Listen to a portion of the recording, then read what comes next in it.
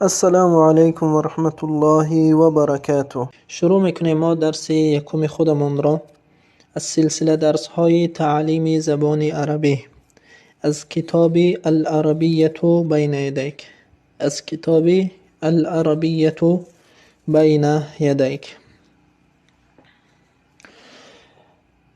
الوحدة الأولى. الوحدة الأولى بابی یکم. باب يكم. التحية والتعارف. التحية والتعارف سلام و شناسایی. التحية به معنای سلام و التعارف به معنای شناسایی. یعنی باب یکم درباره سلام و شناسایی است. یعنی چگونه ما به زبان عربی با یکدیگر سلام میدهیم و چگونه با یکدیگر شناس میشیم. الحوار الاول. الحوار الاول گفتگوی یکم. الف. انظر نظر کن. واستمع گوش کن. و اعد تکرار کن. در زبان عربی گفتگو بین دو شخص را حوار گفته می شود. یعنی گفتگو بین دو شخص را در زبان عربی حوار گفته می شود. یعنی حوار به معنایی که در خودمون میگن یعنی دیالوگ. یعنی گفتگو بین شخص را دیالوگ میگن، اما در زبان عربی گفتگو بین دو شخص را حوار گفته می شود. الحوار الاول گفتگوی یکم. گفتگوی یکم بین دو مرد هست. یکیش خالد و دیگریش خلیل. خالد: السلام علیکم. خلیل: و علیکم السلام. خالد: اسمی خالد. اسمی خالد. نام من خالد.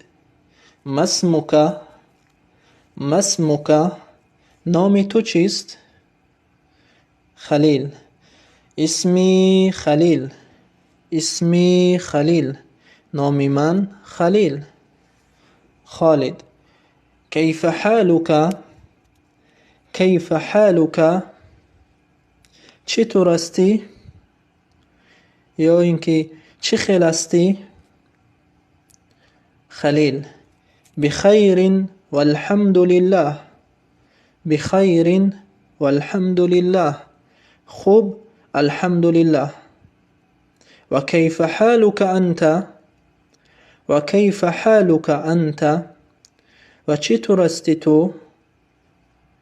یا اینکه و چه خیل هستی تو؟ خالد: بخیر والحمد لله. بخیر والحمد لله. خوب الحمد لله.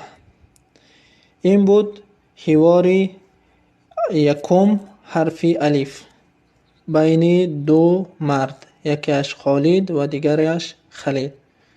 و شروع میکنیم حوار یکم حرف با را که این حوار بین دو زن هست، یکیش خوله و دیگریش خدیجه. الحوار الاول گفتگوی یکم. با: انظر نظر کن. واستمع گوش کن. و اعد تکرار کن. خوله. خوله این نام زن هست. خوله: السلام علیکم. خدیجه: و علیکم السلام. خوله: اسمی خوله. اسمی خوله. نام من خوله. ما اسمکی. ما اسمکی. نام تو چیست؟ خدیجه: اسمی خدیجه. اسمی خدیجه. نام من خدیجه. خوله: کیف حالکی. کیف حالکی. چطور هستی؟ خدیجه: بخیر والحمد لله. بخیر والحمد لله. خوب الحمد لله. و کیف حالک انتی. و کیف حالک انتی. و چی طور استی تو؟ و چی خیل استی تو؟ خوله بخیر والحمدلله. خوب، الحمدلله. این بود یعنی گفتگو بین دو زن. و فرق بین گفتگو بین دو مرد که در بالا ذکر کردیم و دو زنی که در پایان ذکر کردیم در چیست؟ مثلا وقتی که ما یک مرد را پرسان میشیم از نامش را پرسیدن میخواهیم، اگر مرد باشد مخاطب ما، یعنی مخاطب ما مرد باشد، ما میگیم که مسموکه. یعنی مخاطب ما مرد باشد ما میگیم که مسموکه، نامی تو چیست؟ اما اگر مخاطب ما زن باشد ما میگیم که مسموکی. یعنی در آخر یعنی کلمه، یعنی حرف کاف ده آخرش ده چیکار میکنیم؟ کسره میمونیم زن باشد. اما که مرد باشد در حرف کاف فتحه میگذاریم. یعنی مرد باشد میگیم که مسموکه، یعنی نامی تو چیست؟ زن باشد میگیم که مسموکی، نامی تو چیست؟ و در جواب هم مرد و هم زن یک چیز میگن. مثلا مرد باشه میگه که نامی من اکرم، یعنی من میگم که اسمی اکرم. زن باشد میگه که اسمی خدیجه، یا اینکه اسمی احمد، نامی من احمد، یا اینکه اسمی فاطمه، نامی من فاطمه. و دیگرش در یعنی احوال پرسی، وقتی که ما یک مرد را احوال پرسی میکنیم میگیم که چطور هستی تو؟ مخاطب ما اگر مرد باشد میگیم که کیف حالک، یعنی چطور هستی تو، یا اینکه چه خیل هستی تو. اما اگر مخاطب ما زن باشد، وقتی یک زن را از احوال او پرسان میشه میگیم که کیف حالک. بله.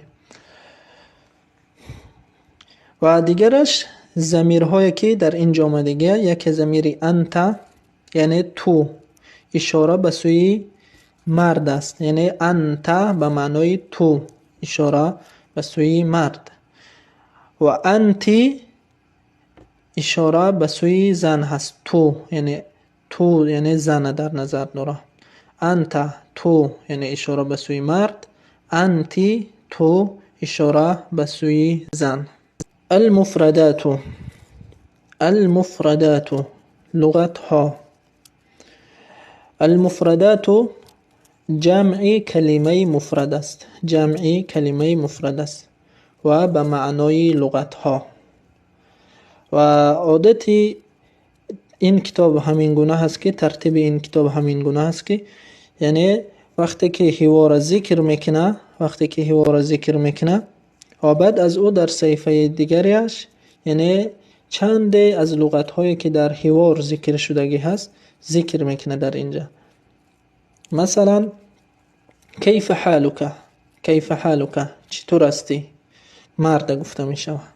کیف حالکی، چطور هستی؟ زن گفته می شود. انتی اشاره به سوی زن، تو. انت اشاره به سوی مرد، تو. مسموکه، نامی تو چیست؟ مرد گفته می شود. مسموکی، نامی تو چیست؟ زن گفته می شود.